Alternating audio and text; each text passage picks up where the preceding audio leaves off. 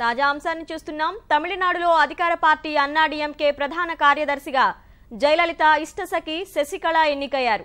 ఈ మేరకు చెన్నైలో జరిగిన అన్నాడీఎంకే సర్వసభ్య సమావేశంలో ఏకగ్రీవంగా తీర్మానించారు. తమిళనాడు ముఖ్యమంత్రి పన్నీర్ సెల్వం సహా అన్నాడీఎంకే నేతలంతా సర్వసభ్య సమావేశానికి హాజరయ్యారు.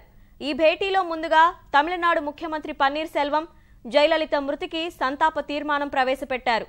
అనంతరం అందరూ ఊహించినట్లే శశికళను అన్నాడీఎంకే ప్రధాన కార్యదర్శిగా ఎన్నుకుంటూ తీర్మానం చేశారు.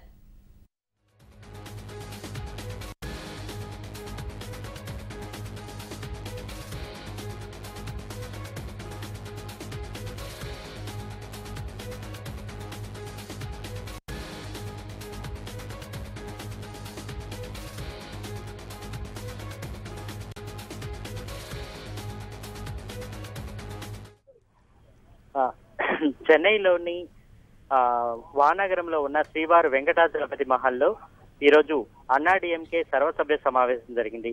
ఈ సర్వసభ్య సమావేశంలో 2490 మంది జనరల్ బాడీ సభ్యులు ఈ సమావేశానికి హాజరయ్యారు. ముందుగా ఈ సర్వసభ్య సమావేశంలో జయలలిత మృతికి సంతాపం తెలియజేస్తూ ముఖ్యమంత్రి పన్నీర్ సెల్వం ఓ తీర్మానాన్ని ఏకగ్రీవంగా ఆమోదించారు. ఆ తీర్మానం ఆమోదిస్తూ ఆయన ప్రసంగ పాఠం చదువుతున్న సమయంలో సభ్యులందరూ కూడాను ఒక్క పెజున కన్నీట పర్యంతమయ్యారు.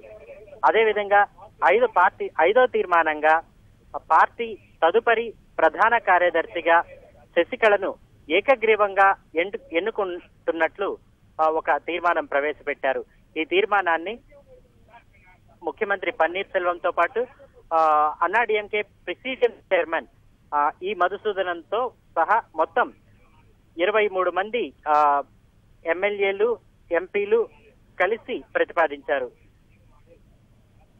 దీనిని మొత్తం సభ్యులందరూ జనరల్ బాడీ సభ్యులందరూ ఏకగ్రీవంగా ఆమోదించి శశికళకు పార్టీ ప్రధాన కార్యదర్శిగా ఎంపిక చేస్తూ ఈ తీర్మానాన్ని కొద్దిసేపటి క్రితం ఆమోదించారు.